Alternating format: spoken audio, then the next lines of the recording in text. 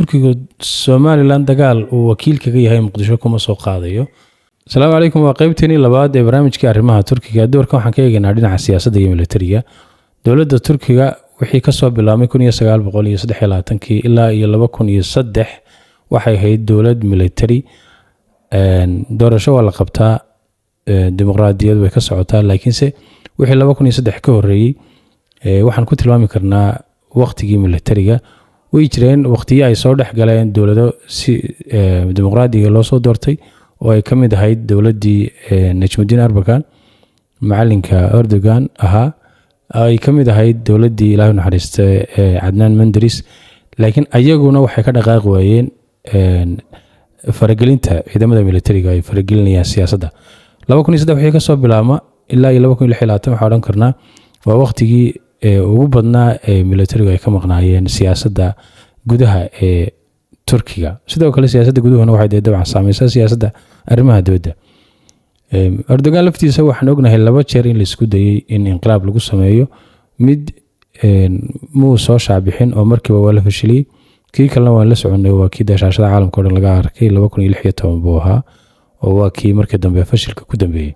markaan ka hadlayno xiriirka dowladaha iyo dowladda Turkiga 3 qodob ayaan soo qaadanaynaa. qodob waxa weeye mowqica istiraatiijiga dowladdaas ay ku taalo, haday noqoto xuduudka Turkiga, haday noqoto mowqic istiraatiiji caalami ah mesela sida Somaliland, Masar, oo ku yaala Miranbiyood ku yaala, amaba Syria iyo Ruushka iyo Azerbaijan iyo Iran iyo dowladahaas oo iyaguna ku yaala mowqic istiraatiiji oo ah dabcan xuduudkii wadanka Turkiga. mowqica way ku saleeyaan.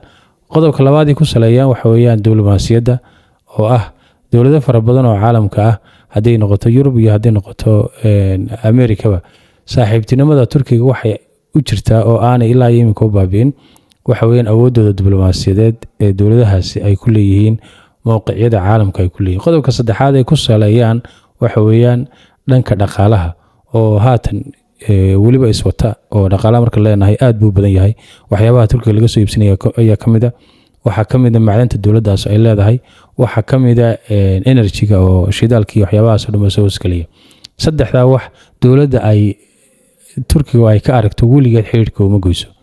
saddexda waxa dhinac socda 3 qodob oo kale oo ah dowladda Turkiga waxyaabaha ay ku xoojiyaan xiriiradoodaas ay dowladaha la yeelanayaan. 1 waa waxbarashada, 2 waa humanitarian aid-ka waxa loo yaqaano, qodobka saddexaadna hadduu soo galay oo waqtiyadan dambe 10 sano ee dambe oo ah waxa weeyaan militariga ama qalabka militariga. Education-ku waliba qaaradda Afrika ha u badnaadaan iyo Aasiyaba, waxyaabaha ugu badan ee soft power-ka Turkiga uu adeegsado ayay koow ka tahay 10 sano ama 20 sano u dambeeyay, haday tahay scholarship-yada, haday ay tahay ardayda la qaadayo, haday tahay macallimiinta la keenayo. waxa sidoo kale soo hoosgalay caafimaadka ayaa soo hoosgalaya, haday tahay dadka dhaawacyada qaba ee dowladda ay qaabisho. sidoo kale waxyaabaha ku empower gareyso xiriirka dowladaha Turkiga uu leeyahay waxa kamid ah militariga, in qalabka military hadda oo Turkiga aad u soo saaro in dowladaha laga iibiyo amaba la amaahiyo. 3 qodobna waxa weeyaan waxyaabaha dowladda Turkiga ay ku empower gareyso. haddaan u nimaadno Somaliland, maanta waa la aqoonsaday, waliba waxa aqoonsatay dowladda Israa'iil iyo Turkiga xiriirkii ugu horeeyay ama dowladda ugu horeysay wadanka Israa'iil aqoonsata waxay ahayd dowladda Turkiga. maalinka laga soo bilaabo ilaa iyo maanta xiriirku ha gabadhacleeyo, laakiinse 100% muusan go'in. soo ku baranay siyaasadda Erdogan 20 sano u dambeeyay, marnaba ma dhacdo inuu dhankiisa jaro xiriirka dowlad uu saaxiib la yahay oo waliba gaar ahaan 3 dowladood aan soo sheegnay. haddii mowqiceedu istiraatiijiga muhiim yahay, haddii diblomaasiyadeedu dowlad awood badan ay tahay, iyo haddii dhaqaalaha ka dhaxeeya iyaga iyo Turkiga uu dhaqaale awood badan uu yahay, mar layba ma dhacdo in Erdogan uu u jaro xiriirka dowladdaas. waxaan oran karnaa waxa loo yaqaano xariga Mucaawiya aan idhaahno way dhacdaa marka qaar in la istilo in diblomaasiyad ahaan baan u jeedaa in la isafkaran waayo, laakiinse mar layba ma dhacdo in xariga labada dowladood u dhaxeeya Erdogan uu jaro siyaasaddiisa. tusaale waxaan soo qaadan karnaa Liibiya wixii ka dhacay iyo Azerbaijan wixii ka dhacay. Liibiya waxa ka dhacay dowladdu waxay qaybsantay bari iyo galbeed, waxay la socdeen dowladda Tripoli, laakiinse ayagoo dowladda Tripoli la socda xukuumadda Erdogan iyo dowladda Erdogan marnaba may jirin xiriirka ay la lahaayeen Xaftar iyo tiimkiisa. haddana waxay leeyihiin xiriirkii ugu weynaa ee ugu muhiimsanaa ayagoo markaasi ay tagaan ilaa inamada uu dhalay Xaftar ee saraakiisha ah ee dhinaca bari ka taliya. tusaale ahaan waxaan soo qaadan karnaa kale Azerbaijan iyo Armenia way dagaalameen. waxa Armenia waxa laga saaray gobolkii la oran jiray Karabakh. Armenia se xiriirka Turkiga ka dhaxeeya mar kaliya aan idhaahdee muu go'ayn. maanta wax maraya halkii ugu wanaagsanayd oo Armenia waxay ka iibsadaa Turkiga qalab badan oo dhinaca military. saan ognahay Somaliland iyo Turkiga xiriir taariikhi ah ka dhaxeeya oo aad u badan. Somaliland waxay ku leedahay xafiis diblomaasiyadeed magaalada Ankara. sidoo kale Turkiga wuxuu xafiis qonsuliyad weyn ku leeyahay oo madax bannaan magaalada Hargeysa oo siyaasadda iyo xidanaha Somaliland ka soo gala u qaabilsan. dhowr qodob oo xaqiiqo ah iyo 4 qodob oo talaaban ku soo afmeeraya. Koobaad, Turkiga Somaliland dagaal uu wakiil kaga yahay Muqdisho kuma soo qaadayo ama ciidan ma soo dirayo. xaqiiqada koobaad sababtu waxa weeyaan isagoo aan dagaal ku soo qaadin dibna aan isgelin buu muhiim maslaxada Somaliland ka leeyahay siiro fudud oo dawladda kala hadli kara oo ka heli kara.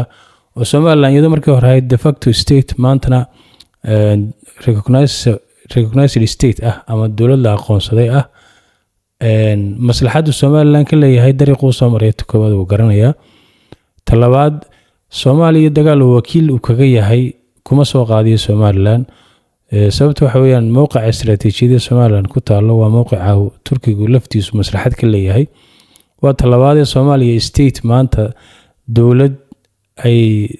dawlad kale iyadoo Soomaaliya iyadoo wakiil ka ah ay Turkigu maanta dawlad kale dagaal ugu qaadaa kama jirto xamar xukuumad sidaas ah, kama jirto xukuumad mustaqiyad leh, kama jirto xukuumad la isku halayn karo, kama jirto dawlad dhaafsiisan inta ay fadhiyaan xukuumadaha baarlamaanka, xubnaha baarlamaanka iyo xubnaha kamida xukuumadda kamidka ah meel ay fadhiyaan ka baxsan kama taliso. dawladda waxa ka taliya dawladda dhulka Soomaaliya oo la og yahay maamul goboleedyo ka taliya. maamul goboleedyadaas ayaana lagala xaajoodaa wixii haday shidaal tahay haday macdan tahay. waata kale Soomaaliya Liibiya maaha, Azerbaijan maaha. Azerbaijan waa wadan qaniya, xuduud bay Turkiga leeyihiin. Liibiya waa wadan qaniya, xuduud bay Turkiga leeyihiin. sidii Azerbaijan iyo Liibiya Turkigu ugu dagaalamay amaba uu awoodiisi military uu u geliyay ama dawladda si toos ugu caawiyay. Soomaaliya maaha dawlad qaniya. Liibiya lama barbardhigi karo, Azerbaijan lama barbardhigi karo. xaqiiqada labaad ee jirta waxa weeyaan Soomaaliya taageerada maanta Turkigu siinaya diblomaasiyad wax ka badan oo waliba inta Xasan Sheekh Maxamuud joogo diblomaasiyad wax ka badan oo Turkiga iyo Soomaaliya isugu imanayaan ma jirto.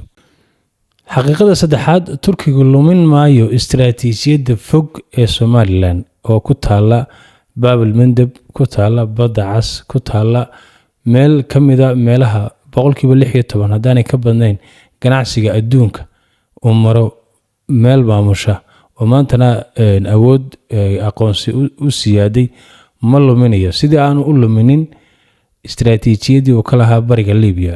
waxaan ognahay galbeedka dawladda galbeed ka dagaalamaysa ayuu taageeray, laakiin se xiriir joogta oo xoog oo haddana tarmay oo awood badan wuxuu la lahaa Xaftar ka taliya bariga Liibiya ka taliya. ugu dambeyn heshiis baa la galay ilaa iyo xuduud la kala saxeexday Liibiya iyo Turkiga u dhaxaynaya. saasi la mid ah Turkiga ma luminayo istiraatiijiyadda fog ee Somaliland uu ka leeyahay haddii noqoto mid dhaqaale iyo haddii noqoto mid military iyo haddii noqoto mid strategic positionka ay ku taallay caalamiga. xaqiiqada jirta kale waxa weeyaan dawladda Turkigu iyadoo aan arkayno madaxweyne Erdogan hadaladiisa kulul ee sharaarada leh marka uu Xasan Sheekh Maxamuud uu shirka Jaraa'id la wada qabanayo, haddana dawladda Turkiga xaqiiqada jirta waxa weeyaan marka go'aan la gaarayo waxa go'aankaasi lagu saleeyaa maslaxada Turkiga oo kaliya ayaa lagu saleeyaa. dawladda Turkigu waa dawlad dimuqraadiya, baarlamaan bay leedahay, waxay leedahay gole deegaanay leedahay, xildhibaanay leedahay, xukuumad bay leedahay.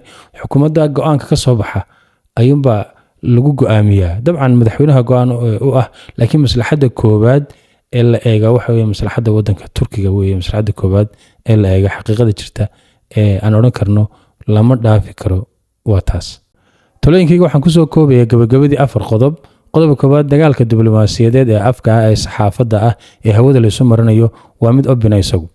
dhinaca Turkiga ka yimaado, dhinaca Soomaaliland ka tago, iyadoo dalkaaga dagaal diblomaasiyadeed ama saxaafadeed lagu qaadayo ma aaminsan karaysid. shuruucda caalamigana way ku damaanad qaadaysaa. kaasu isagu mar walba uu furan yahay ilaa iyo inta uu dhinaca kale uu joojinayo, adiguna wuu kuu furan yahay. qodobka labaad ee aan ku talinayo waxa weeye Soomaaliland inaanay dhinaceeda iyadu xadhiga jarin. waxaan ognahay ilaa iyo iminka xafiiska diblomaasiyadeed ee Soomaaliland Ankara weli wuu shaqeeyaa. sidaas la mid ah in safaaradda Soomaaliland ku taala ee Turkiga inay shaqeyso oo aan umuuraheeda waxba laga bedelin, sideedana ay xorriyadeeda ugu shaqeysay hore ugu shaqeyn jirtay. macnaheedu waxaan uga socdaa xadhiga dhinaceena inaynaan ka jarin. qodobka saddexaad aan ku talinayo waxa weeye danaha Turkiga ka soo gala sidii markii hore Soomaaliland ay ula shaqeyn jirtay in loola shaqeeyo, bilcagsi la soo dhaweeyo oo saaxiibtinimo weyn. Soomaaliland Turkigu uu ogyahay istiraatiiji ahaan Soomaaliland inay tahay wadanka istiraatiijiga ah, Muqdisho iyo Hargeysa aan la isku dooran kareyn. sidaa awgeed cilaaqaadka iyo danaha diblomaasiyadeed iyo danaha siyaasadeed ee Soomaaliland ka soo gala Turkiga inay sidoodii ahaadaan, lana soo dhaweeyo, aan la jarin ayaan ku talinayaa. qodobka afraad aan ku talinayo waxa weeye in qunsuliyadda ama xafiiska diblomaasiyadeed ee Soomaaliland ee ku yaala Ankara inuu door weyn ka qaato inuu Soomaaliland iib geeyo, inuu Soomaaliland mowqiceeda istiraatiijiga ah, macdanaheeda, waxyaabaha ay ku wanaagsan tahay dalxiiskeeda iyo xiriirka ay la sameynayaan laamaha dowladda ee dalka Turkiga, maadaama xafiis sharciyeysan oo ka jira uu yahay, inay ballaadhiyaan oo ay xoojiyaan oo weerda iyo kelmadda Soomaaliland iyo aragtida Soomaaliland ay gaarsiiyaan xafiisyada dowladda ee wadanka Turkiga.